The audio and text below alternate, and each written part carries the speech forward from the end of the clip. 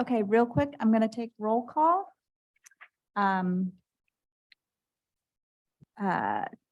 Travis Garrison. Nope. Michael Anderly. Nope. Valerie Calhoun. Present. Andrea Wallace. I'm here. Aaron Smith. Here. Tammy Beatty. Here. And Denise Rocheteau. Absent. Okay, thank you. And there is no public for public comments. So John can take it away. All right, so maybe we can start. Hopefully I'm still sharing my PowerPoint. Can you just wave at me if you see it? Okay, good, Yes. thank you. So let's see here. So what we wanted to cover here today is I'll start out by giving you kind of an update on where we are at in the project. I know we have a lot of new members, so I will give you hopefully a speedy overview so you can kind of understand what we've done and what's ahead of us. And then we're going to go over some of what we did and heard during our first round of public engagement and hopefully get some thoughts on maybe how we can pivot from that for our upcoming round of public engagement. And then there was a lot of materials that you probably saw at this point in the process. And I was going to give you an overview of that big project alternatives memo and talk about maybe some of the types of projects that are probably score well or do more towards the equity goals of the TSP and get maybe some thoughts on those from you as well. So as far as what we've done in the project, we are, I don't know, maybe a little bit more than halfway through here.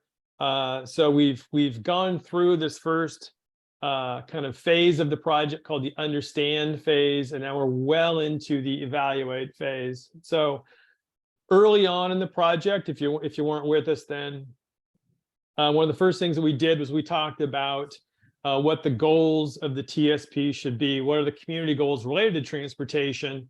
And there was a lot of smaller, more specific objectives underneath those goals that are kind of our guideposts. They're telling us the kinds of things, they're projects, they're important to the community, which helps us hopefully put the right kinds of things in your plan, but then also help with prioritizing them as we go. And an important piece of that was we worked with this committee to look at the larger, I think it was maybe 15 pages, the equity lens document that you have. And we condensed that down to a fairly concise goal, goal 4, that's specifically related to equitable outcomes and process. And we have some objectives related to that. And so that's how we've been applying your equity lens through this process.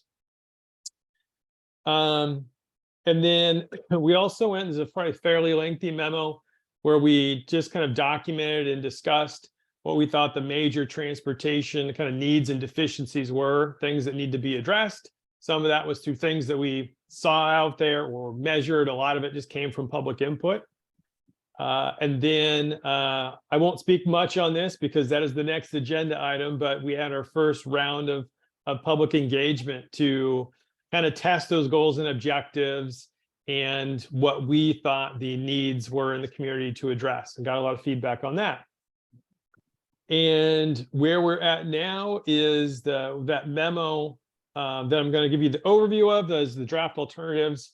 It's our cut at updating kind of significant portions of the TSP. So what kinds of projects and adjustments to some of your standards should we do to meet today's needs versus what they were many years ago when the TSP was last done.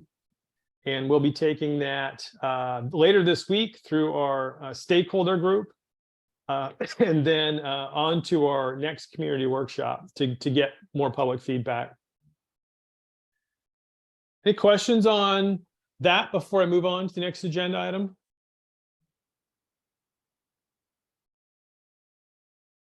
And Stacy and Brandy, it's all yours. Tell me when to flip slides.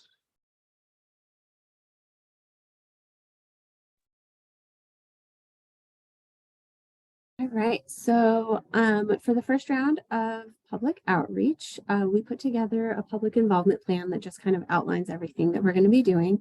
And the fact sheet that you see right there to the right was one of the products that we created for the community. There was also a website and several social media posts that went out, as well as briefings for groups like this, the DEI committee and the city council. One of the kind of getting into some of the more fun items is we did some outreach with youth through the Ant Farm organization. And so they participated in the survey and then we did a community workshop that was open for the public along with an open house, an online open house. And so we'll talk about the results of that in the next slide. All right, so the first question was really just around the goals and objectives and if they seemed to be sufficient for guiding the TSP. And so everyone that we talked to said that yes, they did seem appropriate. And so that kind of set us up to be able to move forward into the phase that we're on now with the actual projects.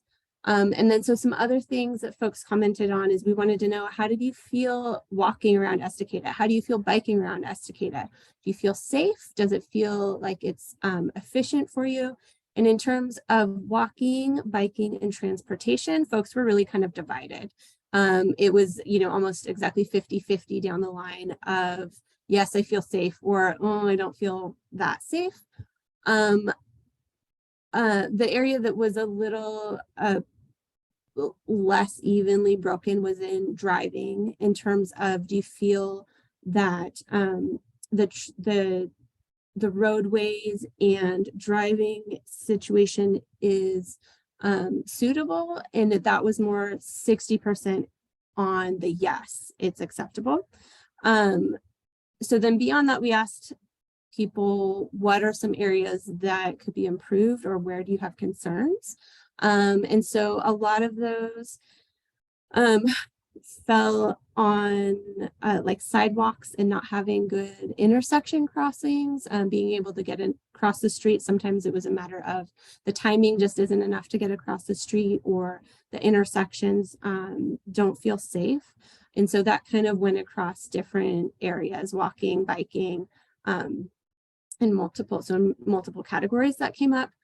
For driving, the bigger areas were really in terms of traffic and congestion. And a lot of the folks that we talked to focused on the schools. They seemed to say that there were quite a few issues around the schools with being able to get to the school, or kids feeling safe, being able to walk to school. So those were some of the major areas. And then in terms of locations in Estacada that came up several times, kind of here in the middle of the slide, you'll see River Mill Road was a big area that had some concerns, Broadway Street, and then the interchange where 211 and 224 highways merged, that had quite a few concerns. Let's see, and then in terms of transit, a lot of folks said that just waiting for the bus stops, they had some concerns around getting to the bus stop, or just the actual bus stop itself didn't feel very safe. Like maybe it was a little too close to traffic, like it wasn't set back far enough, or just the kind of the stop itself didn't feel very comfortable for them. So those are kind of the general areas of feedback that we got. Let me see. Let's go on to the next one. Oh, but before you go to the next one, does the city have anything to add? Yes, sorry, thank you. Yes. It's now the jumping point. So Taylor, I know the city did some other specific outreach to supplement this. Do you want to describe that briefly?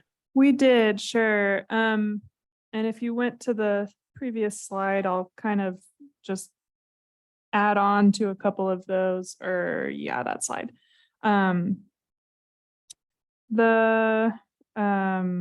I think you already mentioned that the first of the DEI committee meetings was more like an opportunity. It was like a preliminary check-in for the DEI to give really specific feedback about the public involvement process and about that equity lens. And then I would also just add for the stakeholder interviews, I realized we did 9. That's my fault. I didn't update this for you guys, but we had a total of 9 stakeholder interviews. 4 of those were with people who themselves experience mobility and accessibility issues, or I think 2 of them actually were people who provide support or services for loved ones or, clients that experience those issues. And then the other stakeholders that we interviewed, there was a longtime business owner who's at the intersection of Highway 224 and River Mill that was just mentioned as one of the problem spots. Representatives from the community center, from the Sandy Area Metro, the SAM bus, the former city manager, Denise Carey. And then the most recent one was with a like biking and trails group representative. I forget the name of that group, sorry. But yeah, add that to the list. And then we also have an e-newsletter that goes out fairly regularly that quite a lot of folks have subscribed to. And we have been providing information, not so much gathering information, but at least providing information, project updates, et cetera, at our quarterly What's Up Estacada events. Yeah, so any questions about the previous outreach that was conducted?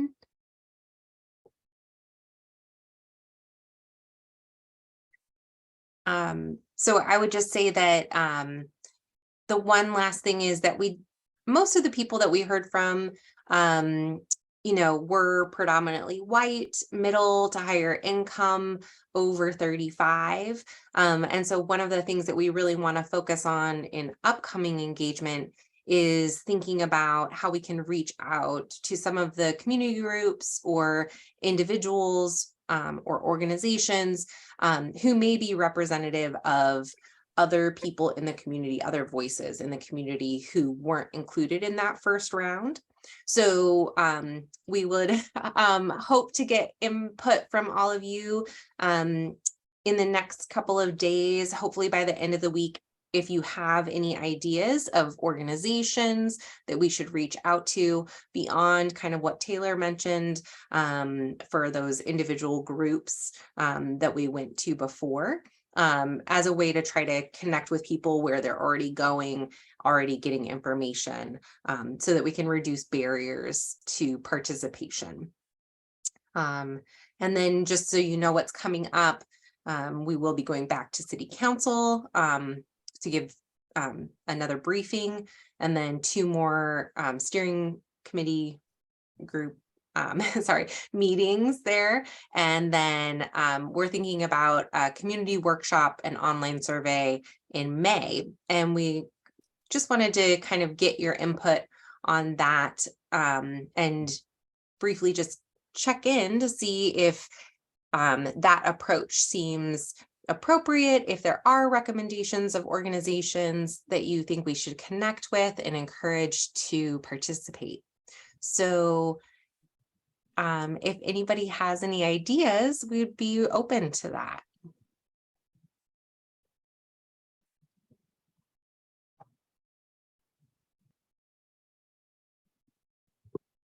Has the school district been engaged in any significant way? We did. We have their transportation coordinator as a member of the stakeholder group.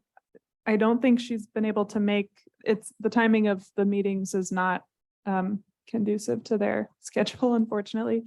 But they, receive all of that information. And that is someone that we did reach out in that first round of stakeholder interviews and we're able to get one scheduled, but we'd like to try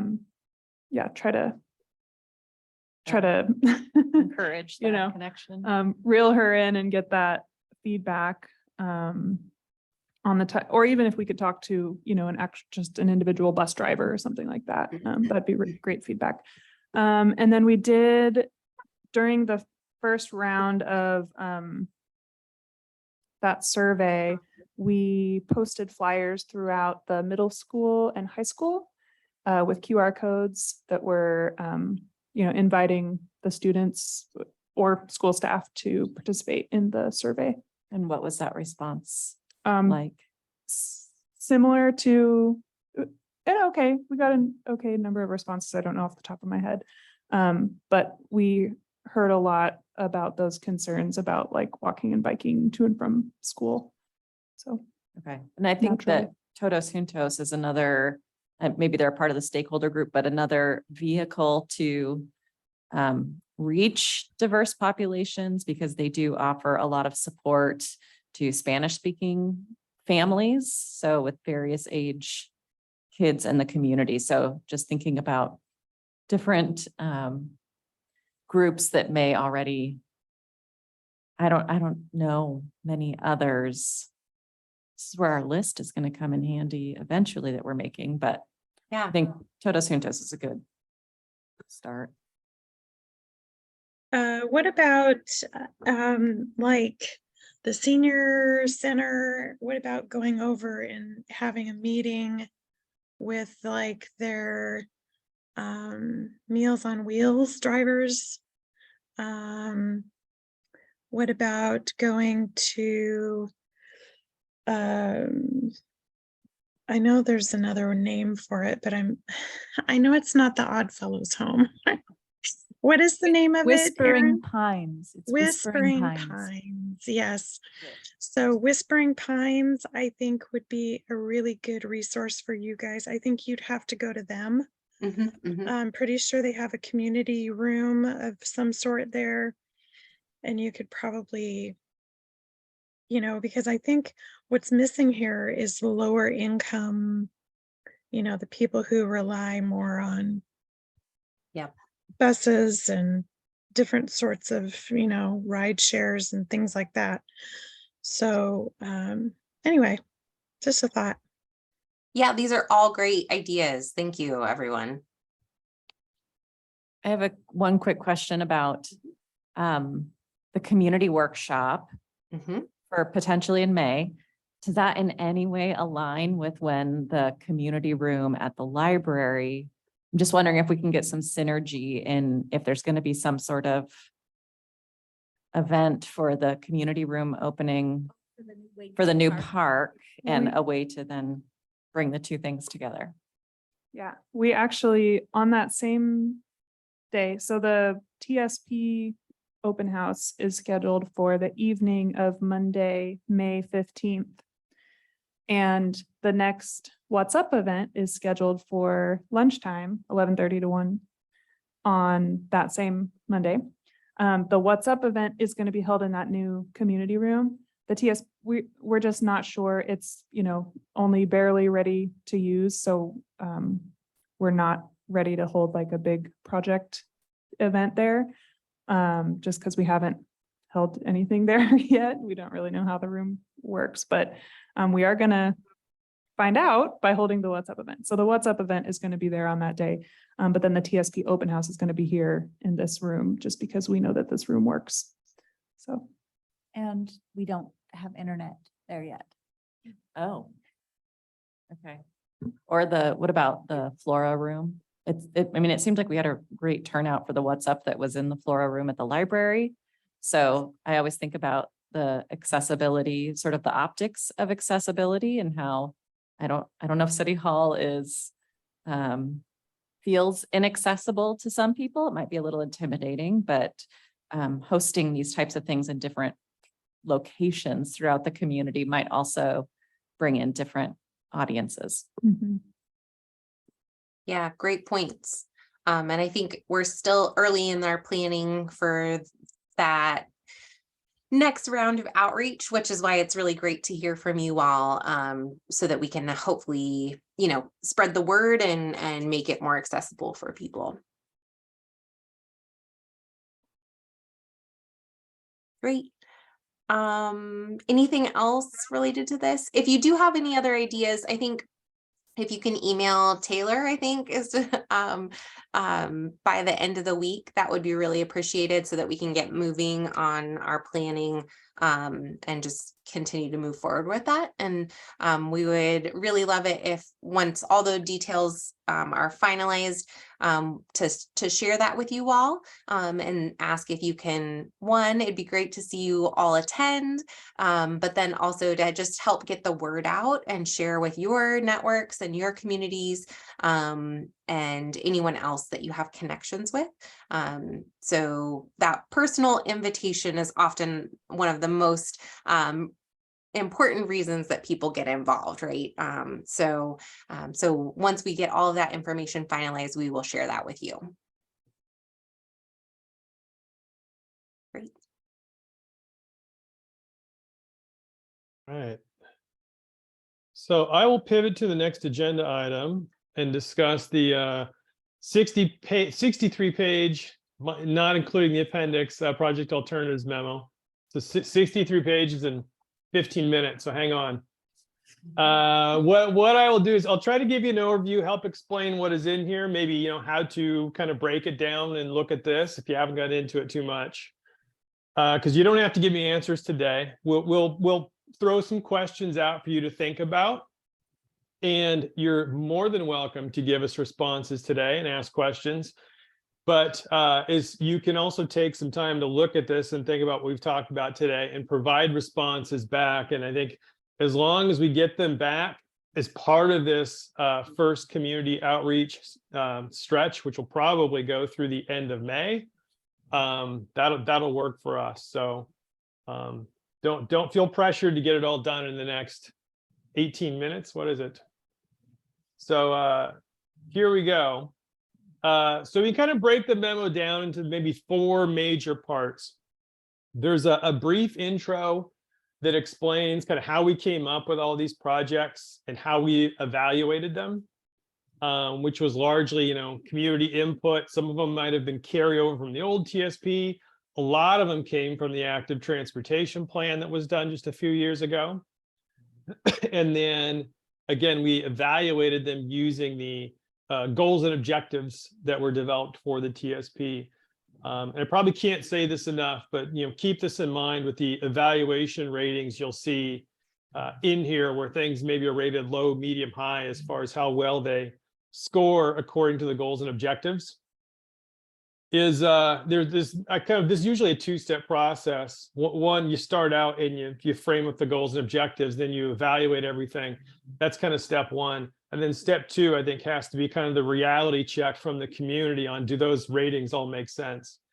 Because sometimes things get maybe, double weighted or scored differently. There's maybe some unintended consequences when you laid out your goals and objectives. So I wouldn't take the ratings that you see here now as, done and concrete. I would consider them more as, part of the conversation. We certainly can change those if you think some projects should be higher or lower value. And then the second part, the recommended solutions, there's tables and maps. These are kind of the projects and all. That's where we'll probably spend most of the conversation here, is the breakdown of those types of projects and maybe how each ones tend to score relative to the equity goals.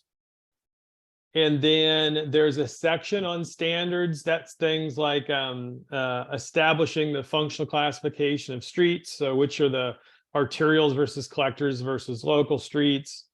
There's a rather large section on how streets should be designed. So typical cross sections.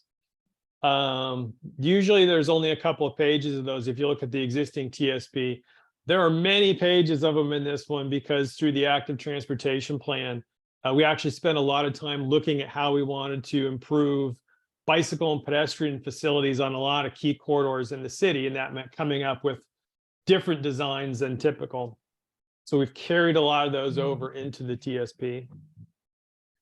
And then the strategy section has some things that don't always fit into the projects category, but they're kind of recommended things for the city to do to kind of help achieve the overall vision or goals of the plan. A lot of times they involve, interagency coordination. Excuse me. And so the equity objectives, again, thinking about as you kind of look at all of the projects and recommendations, kind of what's the lens or criteria you might want to think about as things that might score better for the equity goal. And the key things I would pull out, and these are straight from the objectives under the equity goal, but there's kind of three of the main objectives.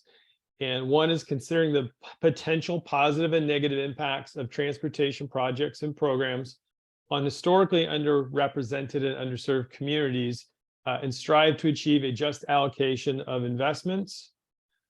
The other was improving the accessibility to resources and essential destinations, such as education, employment, food, health, care, emergency and public services, and social and recreational activities for historically underrepresented and underserved communities. And then lastly, is seek to improve transportation options and affordability. I think you'll see those last two show up a lot with a lot of these projects. And then kind of adding to that, drawing from the first round of public involvement and specifically some of the stakeholder interviews with comments that came up with folks with mobility issues or maybe older. Common things we heard was a need for sidewalk infill and repair, crossing ramp improvements that would be ADA compliant. Noticing that the highway is difficult to cross, especially for people with mobility challenges. I think that probably applies to a lot of your busy streets as well.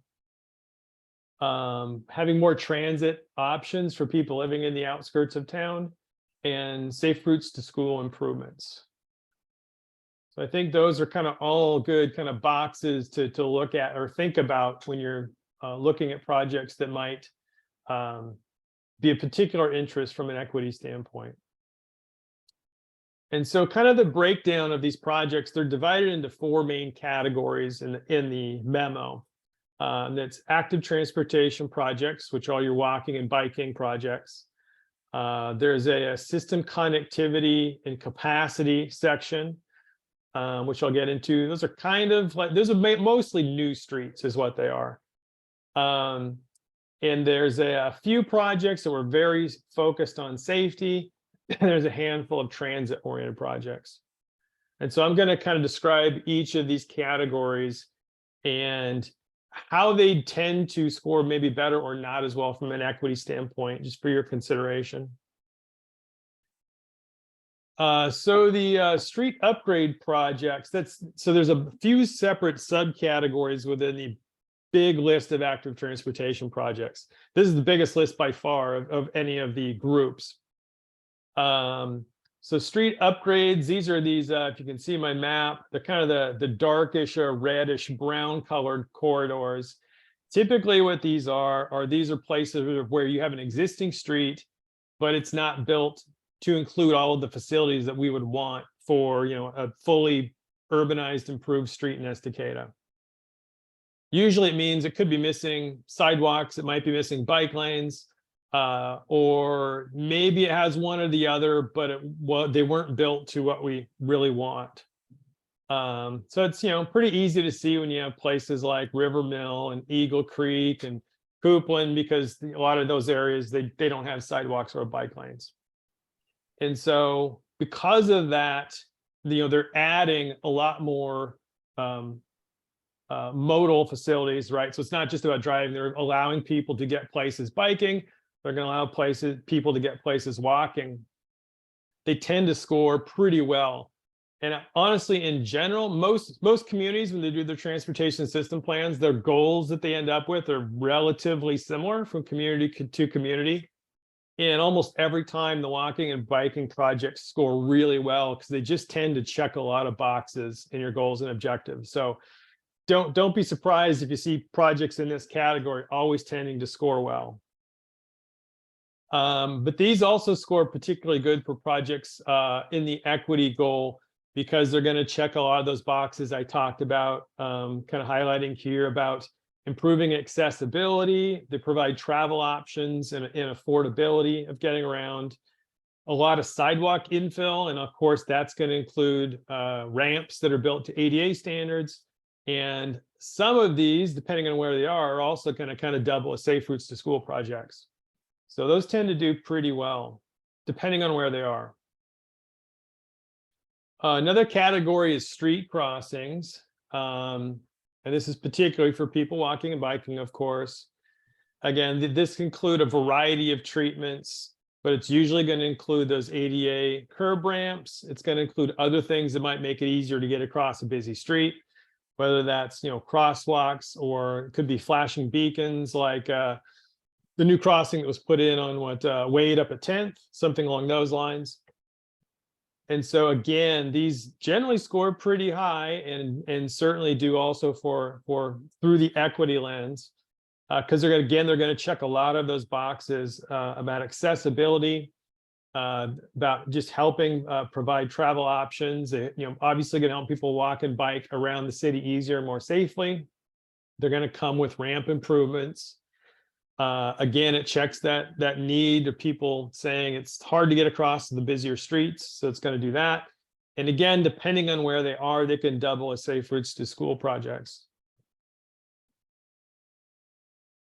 And then we just have ones called safe routes to school projects. So they're definitely going to check that box. A lot of projects that back at the time when the active transportation plan was done a few years ago, there was also very focused safe routes to school action plan being done. The two kind of merged. And so we have a lot of carryover projects that were specifically done through that safe routes to school effort. So again, those are going to help people walk and bike between, from neighborhoods to the schools. And again, like most of the active transportation projects, you're going to see they tend to score pretty well, pretty high.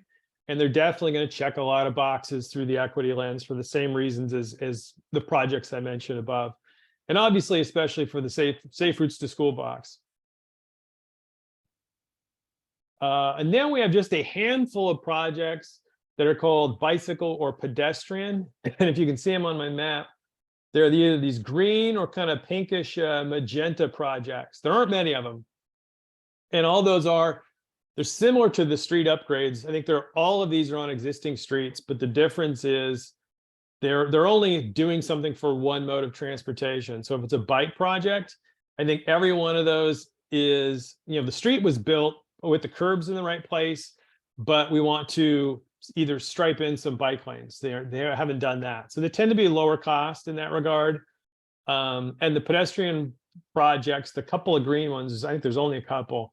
They're just sidewalk infill. So they're not multimodal. They're doing something for one mode of transportation. Also, I have a note in here. While it's not in the projects list, if you get almost all the way to the back of the memo in the strategy section, there was a discussion on consideration of implementing a bike share program, which could arguably be put in the projects category for active transportation, but I didn't want to miss that. So these projects, again, they score pretty well, maybe not as high as some of the other ones because they're focused on one mode. But they're still going to do well for improving accessibility and travel options. And some of them are going to include sidewalk infill and ADA ramp improvements. So they're a bit more targeted. Depending on where they are, they might not score as well, but ones, I think, especially ones that might help with safe routes to school or connecting certain A-B destinations might still score pretty well. In general, probably not as high as some of the others. And then I think lastly for this large category was shared use paths. We have a lot of new shared use paths in this plan. A lot of those came directly from some of your community members that went out and scouted a lot of ground in the community and gave us a map and talked us through it. I think we supplemented that a little bit to kind of cover more ground or connect these up with the rest of the transportation system. And most of them are all in the north end of town. I think almost all the new trails are north of Coupland. So again, in a similar fashion to the other walking and biking facilities, These are going to score fairly well because they're going to provide kind of redundancy, but low stress options for walking and biking. Of course, with a lot of the improvements or types of walking and biking facilities we would like to do, some of them are still going to be maybe closer to traffic than some people would prefer. A lot of these shared use paths are going to get you much, separated much further from any kind of auto traffic. So these are going to be probably preferred for people of all ages and abilities.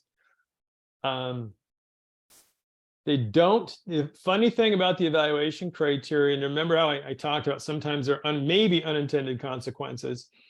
These tend to sometimes not score as well because they're brand new facilities.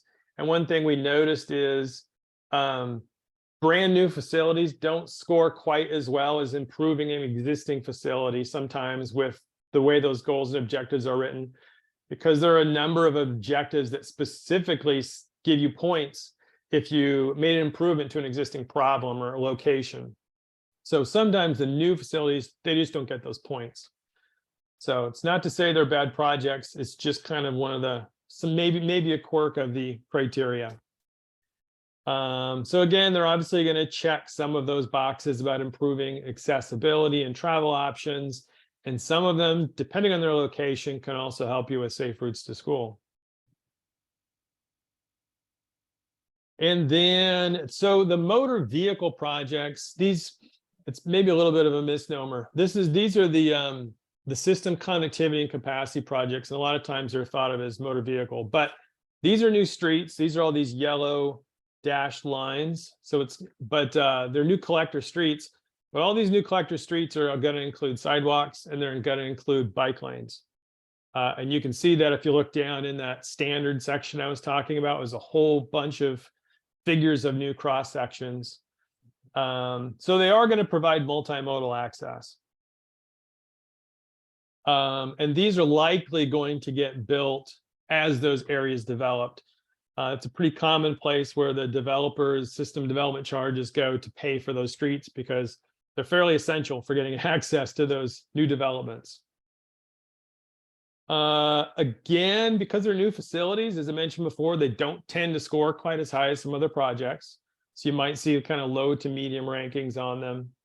But of course, some of them, if based on their location, might be of higher value. From an equity standpoint, they're going to improve accessibility, give you, access to more areas. And because they are going to include facilities for multiple modes, they are going to improve travel options and affordability because these are going to help people still walk and bike around in addition to drive.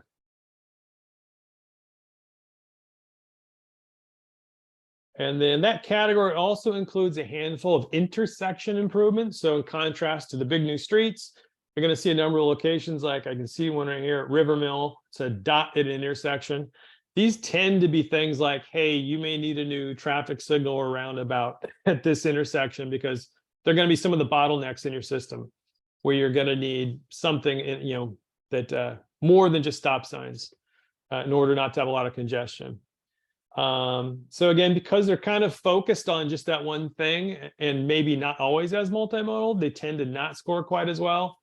Although I will say, especially for the ones on the highways, that they're going to help with some of those highway crossing needs. So there is a little bit of crossover there. But from an equity standpoint, again, they can improve accessibility by helping people get across the highway, obviously specifically crossing the highway and making that safer. And those would include ADA ramp improvements with them. And then there's just a couple of projects that were specifically tagged as safety projects. They're very focused on doing maybe one thing. So they tend to not score as high just because they're so focused, but that doesn't mean they're not important.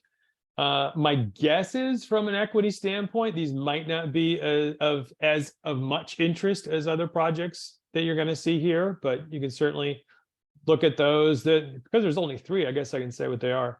One of them is adding a turn lane at Cemetery Road on 6th.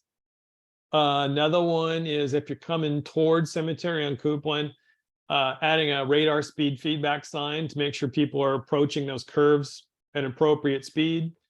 because there is a little bit of site limitation for folks that are trying to get, at a cemetery. And then the one down here is providing a fire signal to help the fire station get out onto the highway easier. And then there are a handful of transit projects listed as well. Again, the city doesn't run the transit system, so these are more, supportive projects. Although I would say a lot of the active transportation projects that aren't classified as transit projects could still very well be considered kind of transit projects if they're helping people get to that transit line. So filling in sidewalks in that kind of first last mile, as they call it. Some of these projects are either improving access to some bus stops or improving the bus stop themselves. So it could be putting in, nice concrete pads, places for people to stand, shelters, things like that. Other projects that are listed are more kind of educational and outreach to help people maybe take advantage of the opportunities that are there. So these transit projects tend to score, I think, pretty well from an equity standpoint. I think especially the ones that improve the crossings because they can kind of check more boxes, right? They may not even be transit related, but they can still help people get across the street at a key point. So that was my blitz through the memo. So I can open this up to any questions you have, but I want to make sure I kind of leave you with the thought or the homework assignment. And that was the highlighted statement in the agenda that says, what recommended projects and strategies do you think should rate best for achieving equitable outcomes? And I would add to that, did we miss something, right? It's not just limited to what we have in here. If you think there's something that we just need to have that we don't, I want to hear that too. But I'll add on to the highlighted statement. I think it's going to be very important. We can have a ton of projects in the TSP, and probably if you implement them all and build them all, you can probably achieve all kinds of great things. But the reality is there's going to be a very limited amount of funding. And so the city is going to need constant direction on, priorities, reprioritizing. So I think what would be helpful, through the input that you give us is not only which ones you think rate the best, but, if you had a top 5 or top 10 list of projects that you think are really the highest quality ones for achieving equitable outcomes, that's the kind of thing that we really want to know, so we can make sure that we keep highlighting those for the city as they implement the plan down the road. So I will turn it over to the group here.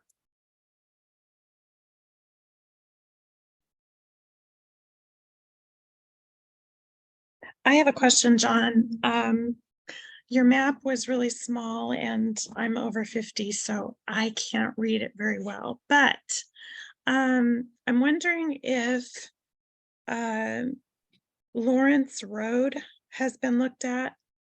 There's a lot of building that's in the process of in that vicinity. And Lawrence Road comes out onto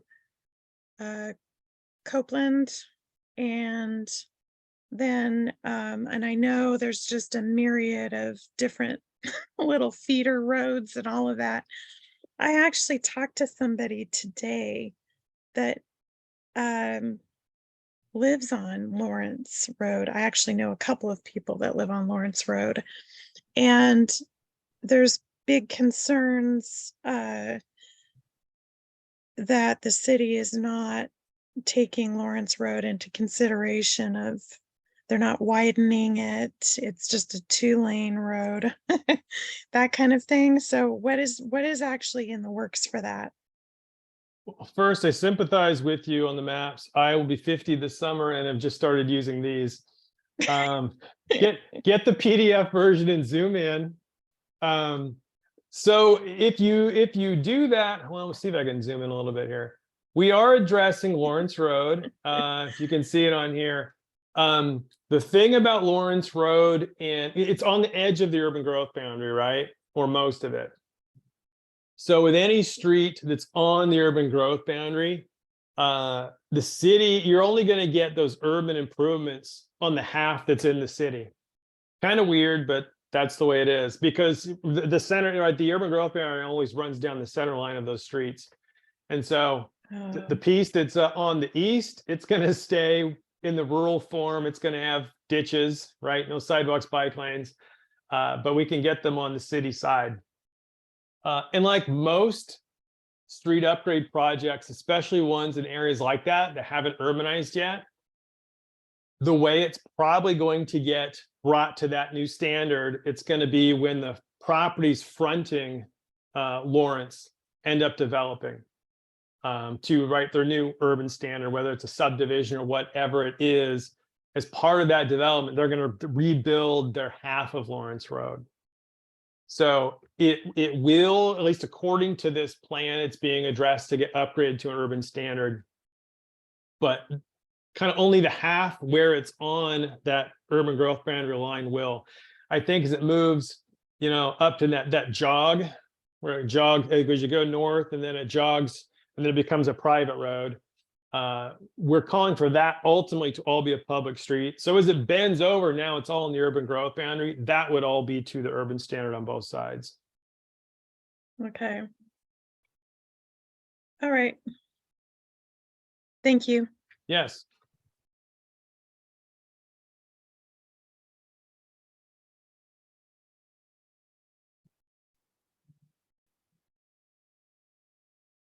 Any other questions for John?